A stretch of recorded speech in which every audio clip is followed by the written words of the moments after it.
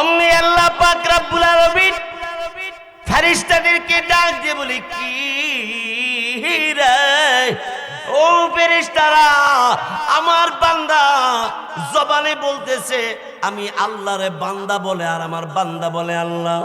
নারী ফেরেশতারা, এমনটি নয়, আমার বান্দার অন্তরের ভিতরে আমি আল্লাহ পাক রব্বুল আলামিনকে মোহাব্বত করে। আমার বান্দার অন্তর আমি দেখি, আমার বান্দা আমারে মোহাব্বত করে, আমারে ভালোবাসে। আমি আল্লাহ পাক রব্বুল আলামিনের বয়ে আমি আল্লাহকে ডরাইয়া আমার বান্দা রাত ঘুমায় না।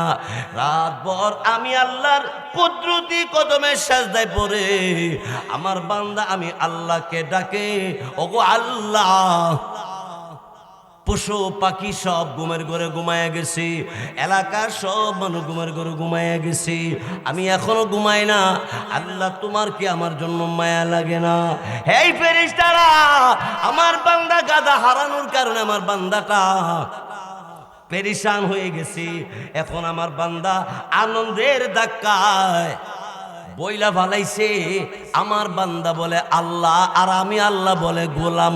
না, এমন না। আল্লাহু আকবার, জোরে কোন লা ইলাহা ইল্লাল্লাহ, লা ইলাহা ইল্লাল্লাহ,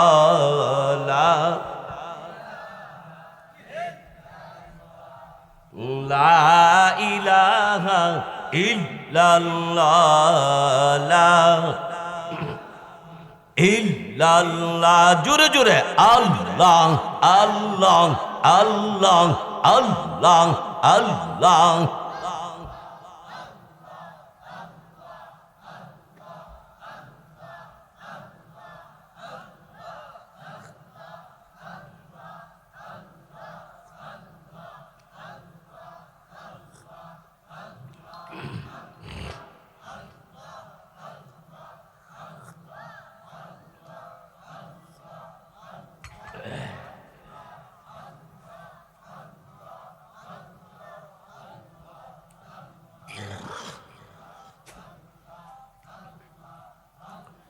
লা ইলাহা ইল্লাল্লাহু মুহাম্মাদুর রাসূলুল্লাহ সাল্লাল্লাহু আলাইহি ওয়াসাল্লাম। অষ্টগ্রাম আমার যুবক ভাইয়েরা, আমার মুরব্বীরা, পর্দানিশীন মা বোনেরা গো, আল্লাহ রব্বুল আলামিনের কালাম কোরআনুল কারীমকে আপনারা মুহাব্বত করেন, নবীর সুন্নতকে আপনারা মুহাব্বত করেন। আহলে হক উলামায়ে কেরামের মাধ্যমে কোরআনের তাফসীর শুনবার জন্য হাজার হাজার টাকা খরচ করে আপনারা মাহফিলের আয়োজন প্রতি বছর করেন। কি মনে করেছেন কঠিন কিয়ামতের ময়দানে আল্লাহ পাক রব্বুল আলামিন অমনি ডাক দিয়ে বলবে, বান্দা আয় আয়। আমি আল্লাহ পাক রব্বুল আলামিনকে পাওয়ার জন্যে, আমি আল্লাহকে মোহাব্বত করার জন্যে, আমি আল্লাহ পাক রব্বুল আলামিনের নবীকে মোহাব্বত করার জন্যে, আমি আল্লাহর কালাম কুরআনুল কারীম এবং আমি আমার নবীর সুন্নত অর্থাৎ নবীর হাদিসের উপরে আলোচনা শুনবার জন্য তোমরা মাহফিলের আয়োজন করেছিলি। আরে বান্দা বান্দি, হাজার হাজার টাকা খরচ করিয়া এই কোরআনের আলোচনা শুনবার জন্য তোমরা দুনিয়ার জমিনে ব্যবস্থা করেছিলি। বান্দায় আমি আল্লাহ, আমি যখন তাকায় দেখি তোর অন্তরে, আমি আল্লাহ পাক রব্বুল আলামিনের কোরআনের মুহাব্বত তোর অন্তরে। কোরআনের ভিতরে আল্লাহ রব্বুল আলামিন যেই জিনিসকে হালাল বলেছেন তুমি গ্রহণ করো, আর যেই জিনিস আল্লাহ হারাম করেছে ওইটা তুমি যখন বর্জন করো, মহান আল্লাহ পাক রব্বুল আলামিন ওই কোরআনের মাধ্যমে কিয়ামতের কঠিন ময়দানে তোমার জন্য আল্লাহ নিজের জিম্মাতে জান্নাতের মেহমান বানাবে। ভাই সব আমার বন্ধুরা, আমার ভাইয়েরা, এই জন্য রিজিকের পিছনে দৌড়াইতে হবে না। রিজিক তোমার পিছনে দৌড়াবে যদি তোমার আমল সুন্দর হয়। কি আমল? 5 ওয়াক্ত নামাজ, সঠিক আকীদা, সহিহ আকীদা, পাক্কা ঈমানদার, যেই ঈমানের মধ্যে কোনো ভেজাল নাই।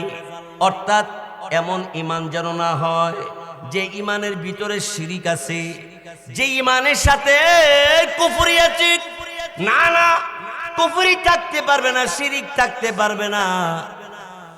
বেজাল মুক্ত ঈমান, বেদাত মুক্ত আমল। বেজাল মুক্ত ঈমান, বেদাত মুক্ত আমল। আমি আমল করব, আমলের মধ্যে যেন কোনো বেদাত না হয়, কারণ বেদাত করলে জাহান্নামে হবে তার ঠিকানা। কুল্লু বিদআতিন দালালা ওয়া কুল্লু দালালাতিন ফিন্নার। প্রত্যেক গুমরাহি বেদাতের কারণে ওই গুমরাহিরা হবে চিরকালের জাহান্নামী।